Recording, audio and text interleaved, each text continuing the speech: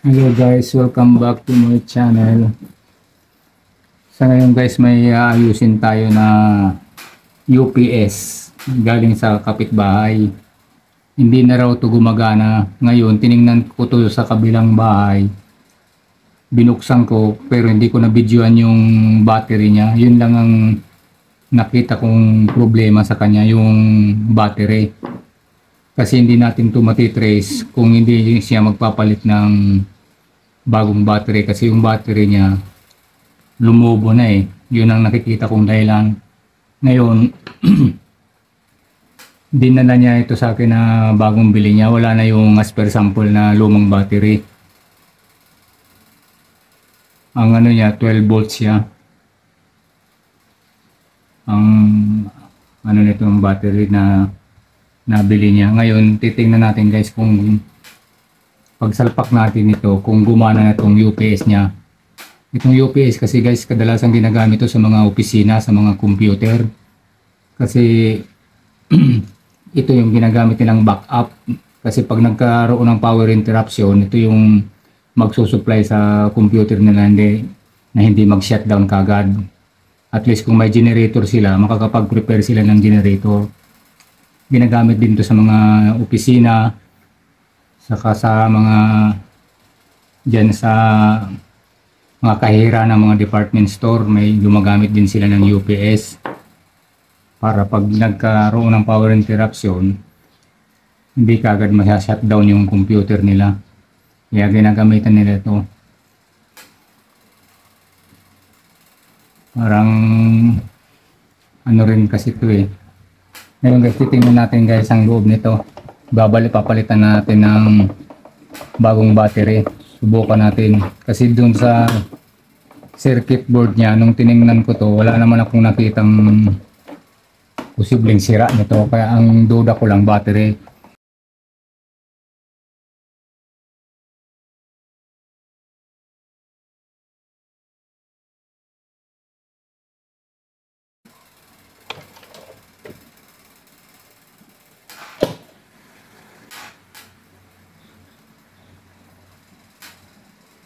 Ito guys, yung laman ng UPS guys, so para may idea kayo kung sakali magbukas kayo nito. Ayan, may circuit board siya. Tapos yung supply niya na AC, dumaan muna siya sa circuit board, tapos pinandaan din siya sa sa transformer.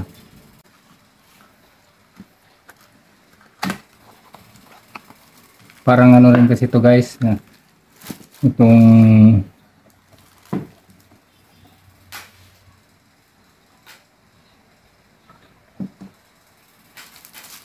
parang converter din kasi ito sa inverter. Wala silang pagkakaiba nito. Pag sinabi mo kasing inverter guys, ano to yung inverter, DC to AC. Pag converter naman, AC to DC. Yun yung ano ng converter. Converter, AC. Ang ano niya, pag sinaksak mo siya, AC. Ang loss niya, DC. Parang yung, yan yung mga charger. Yung charger, yung mga cellphone charger natin, may consider mo siya na AC-DC. Kasi pag sinaksak mo siya, ang input niya AC, tapos ang out niya DC. Ngayon guys, titestingin natin itong battery niya na 12 kung ilan lumabas niya. Ito yung bago niya, nasa halagang 1.2 rin to guys. 1.2. Ngayon, titestingin natin siya.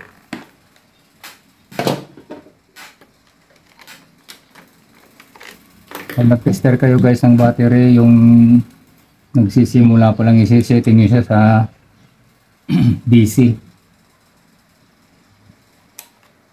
Tapos hanapin nyo yung ano niya.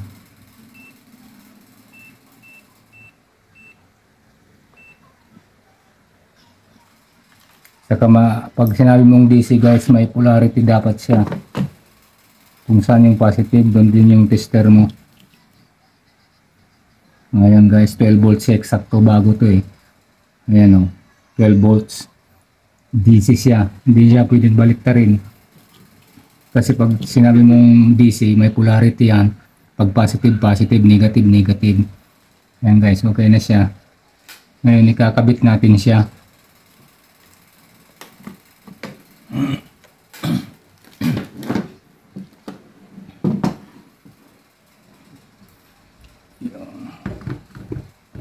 negative.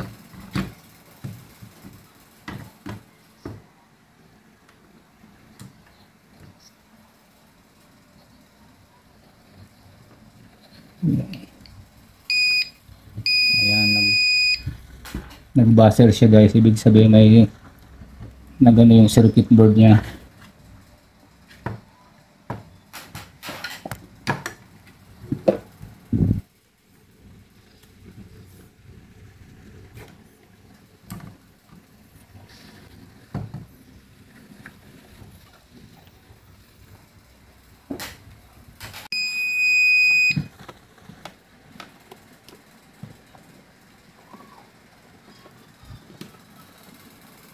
Ayan guys, nailagay na natin yung battery bago. Ngayon ibabalik na natin guys yung takip kasi yan natin siya. Susubukan na natin kung gumana siya.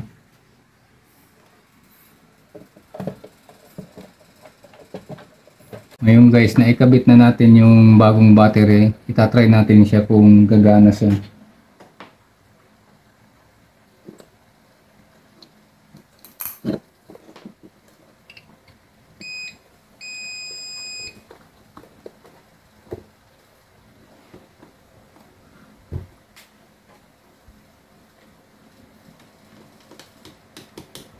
Ngayon guys, nag-buzzer lang siya ngayon, wala pa rin siyang power kahit bago na yung ano niya, battery. Titingnan natin yung circuit nito, yung circuit board niya kung anong problema, baka sa relay o kaya dito sa push button switch niya. Bubuksan natin ulit kasi nagba-buzzer lang siya Wala pa rin siyang power. Tingnan pa rin natin to. Bubuksan ulit natin to guys.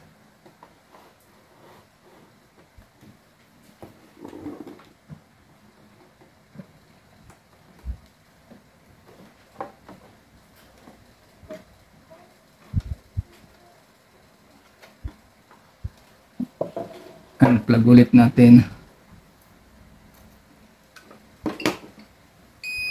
Babuzzer lang siya. Titingnan natin yung pyesa niya. Anong problema nito?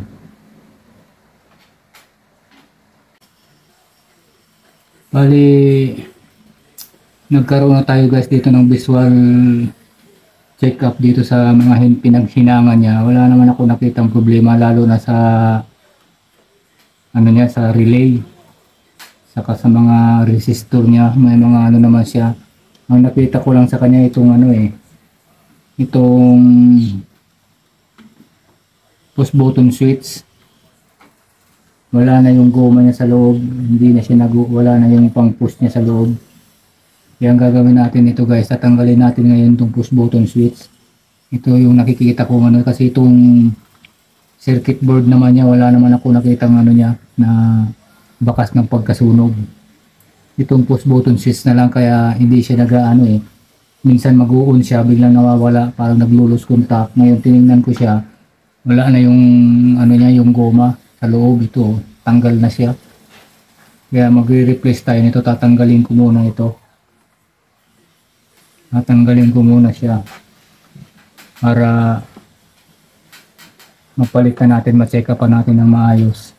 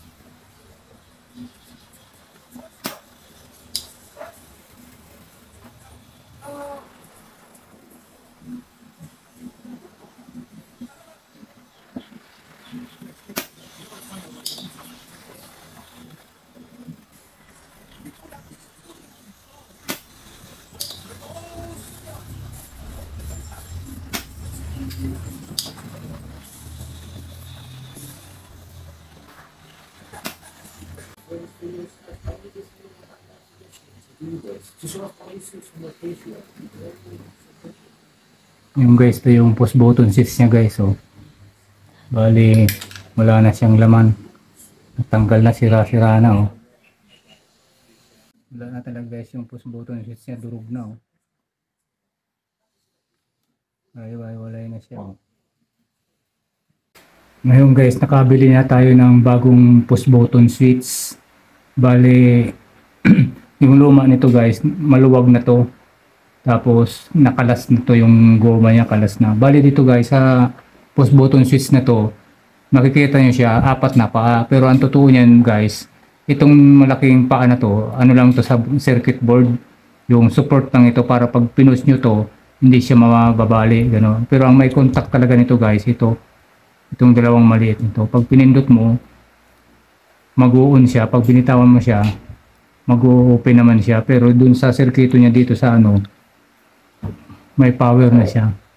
Ngayon, susubukan natin to guys na ikabit na para malaman natin kung may diferensya pa siyang iba dito sa Kasi nung nakaraan, sira siya, hindi natin siya ma-on, kaya hindi natin siya matrace kagad yung kung may problema pang iba. Kasi nagpalit na ako ng battery nito kasi yung battery niya, bali lumubo na. Saka ito yung nakita kong isa pang problema niya. Ngayon guys, ibabalik na natin to para malaman natin kung gagana na siya. Pag pindot kasi guys ng push button switch, hindi naman kasi natin kailangang idiin ng maigi kasi konting push mo lang yan, malambot lang to eh. Kaya kadalasan nasisira yung push button switch kasi dinidiin ng masyadong malakas eh. Maliit lang naman to, nakikita nyo. Maliit lang naman siyang push button switch kaya hindi nyo kailangan na i-push ng maigi to. Konting pindot lang, basta bumaon na siya, yun na yun. Hindi nyo kailangang dikdikin.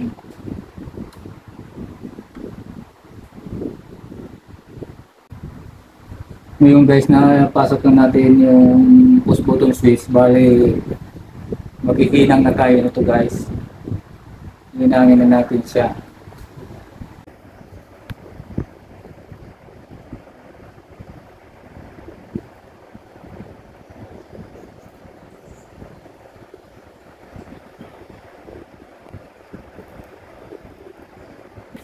Ngayon guys, okay na guys na hinang na natin yung push button switch. Babalik na natin to. Try na natin kung gumana.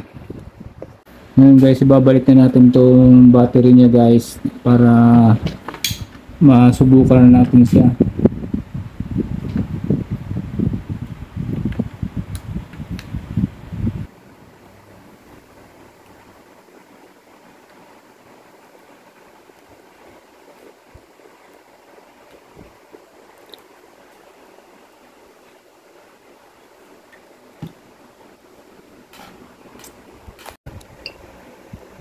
Ngayon guys, naikabit ko na yung battery niya kasi hindi ko lang pinix muna ng saglit niya kasi i-manual ko muna siyang pipinditon dito sa loob kasi parang yung niya sira pa rin yung niya, yung switch niya, push button switch okay na, kaso itong push button na lang dito sa parang maluwag pa siya.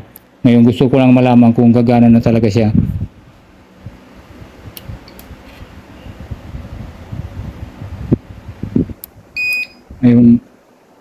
Ngayon guys, nag-buzzer na siya ngayon, may ilaw na siya na kulay green. Ibig sabihin okay na siya guys. Ipipix natin to ng maayos tapos titingnan natin yung output niya kung okay na siya. Ngayon i-off ko ulit guys. Ngayon namatay na siya. Ipipix natin siya guys ng maayos tapos na natin siya na yung output niya, kung ilan yung output. Ngayon guys, naibalik ko na siya yung battery niya. Ngayon susubukan natin kung mag-on na siya yung push button switch niya. Tapos tatakpan na natin siya para matesting na natin yung output niya.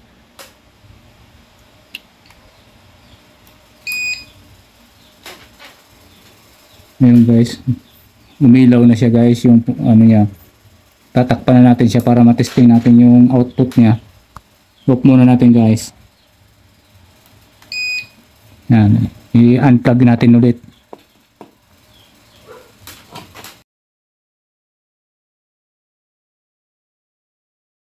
Yung guys, na-fix na natin ng mabuti guys.